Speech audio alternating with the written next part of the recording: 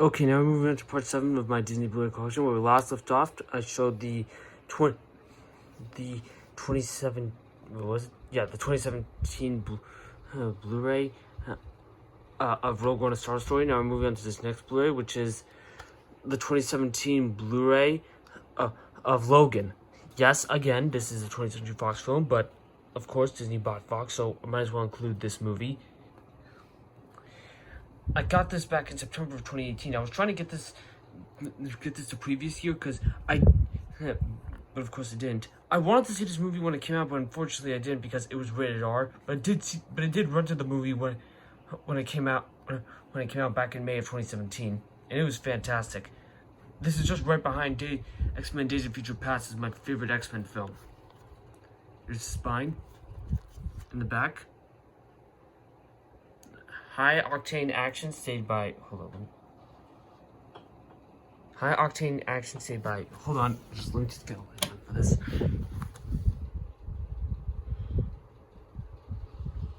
Chris Nashway of Entertainment Weekly and Unexpectedly Moving stayed by Richard Lewson of Variety Fair.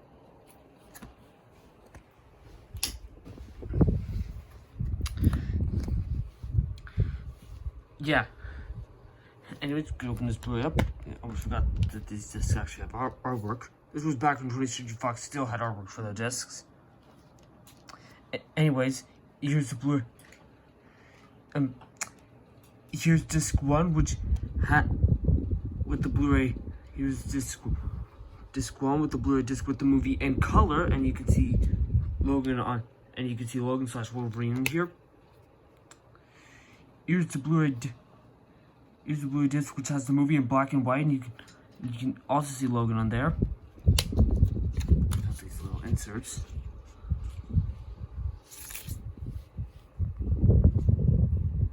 And here's the DVD disc, and you can see Logan and Laura.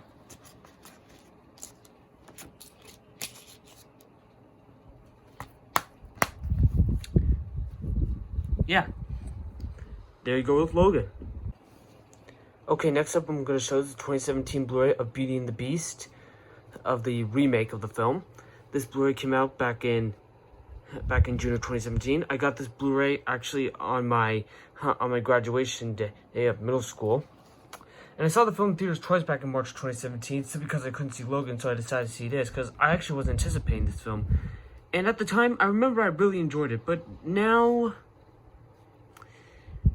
yeah, I can understand why people don't like this one. I don't hate it, but it's definitely not as good as compared to the original movie. Just spine and the back. A tale as old as time, more magical than ever before, stated by Mike Wilbur of NBC News. Sorry, this division looked a little bit blurry. Anyways, there are some good things about this movie, but just to be fair, it could have been better. But then yet again, it could have been a lot worse. For what it is, it's okay. There you go with the remake of Beauty and the Beast.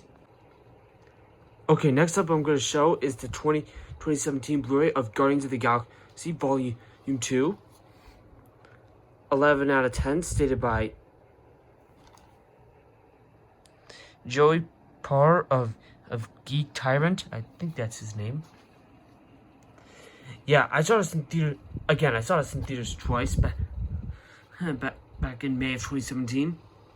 Of course, just like many people, I was really excited for this one.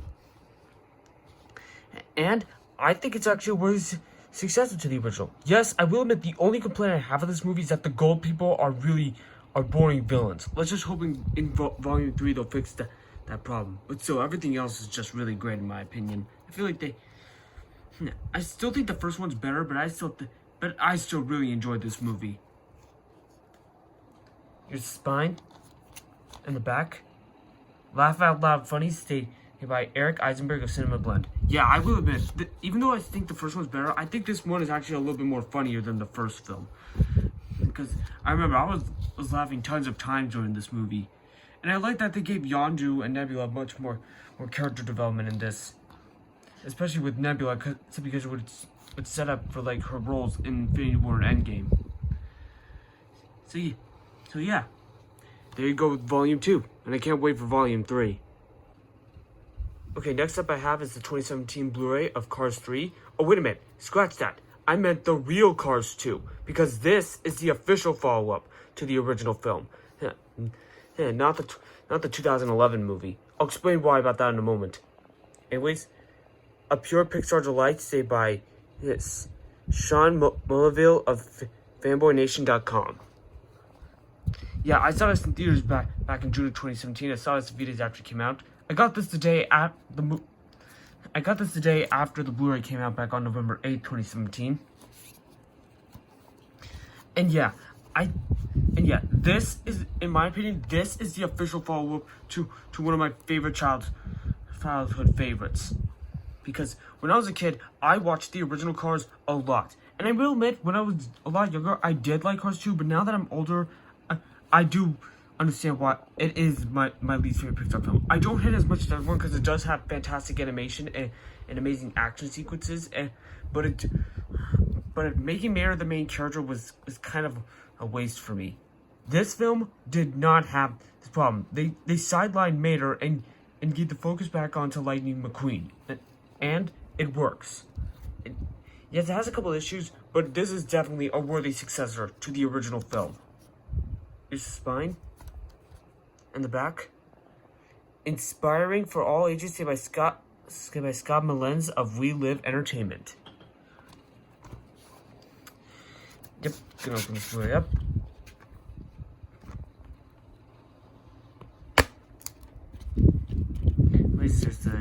There's the digital code.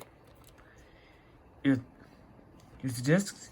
Here's the Blu-ray disc with the movie, and you can see Lightning McQueen, Cruz Ramirez, and Jackson Storm. Here's the Blu-ray disc with the bonus features, and you can see the back of Jackson Storm, Lightning McQueen, and Cruz Ramirez.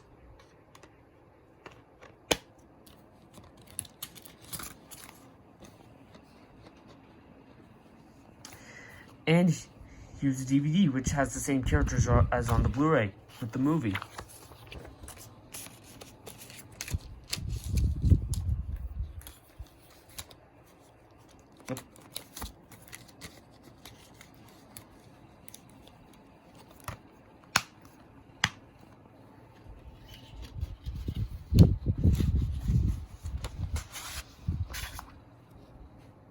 So yeah, there you go with Cars 3.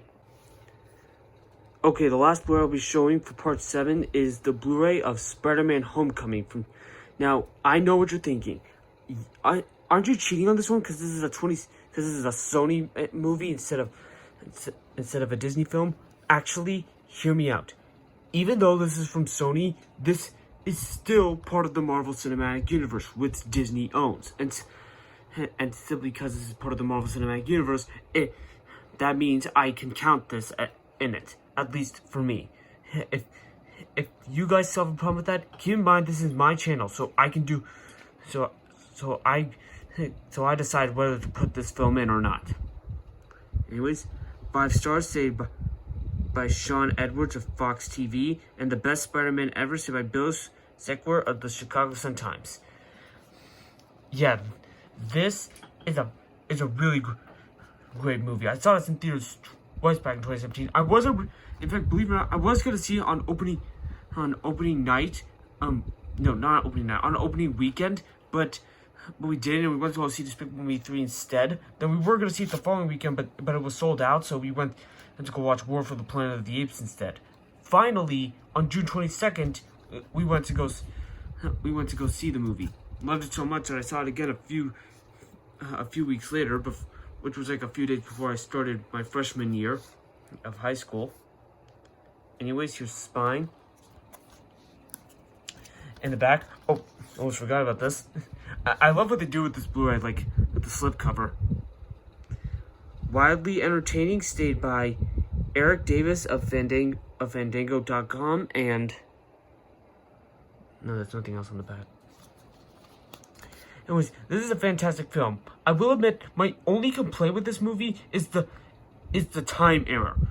What do I mean by that? Well, you see, the movie begins like just immediately, like a while after the Battle of New York in the first Avengers, where we see Adrian Toomes, who's who's also the Vulture in this. He's the main villain of the movie.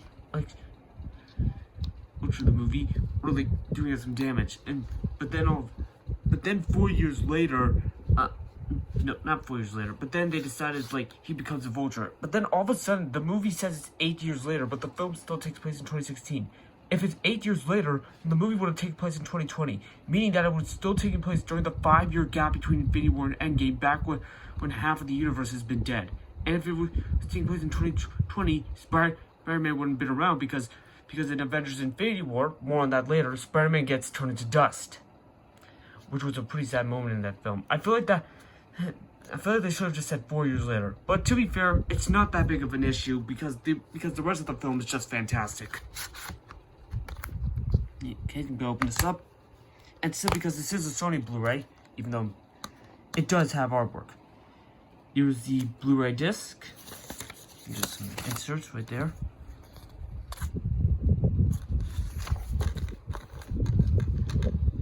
And here's the DVD disc.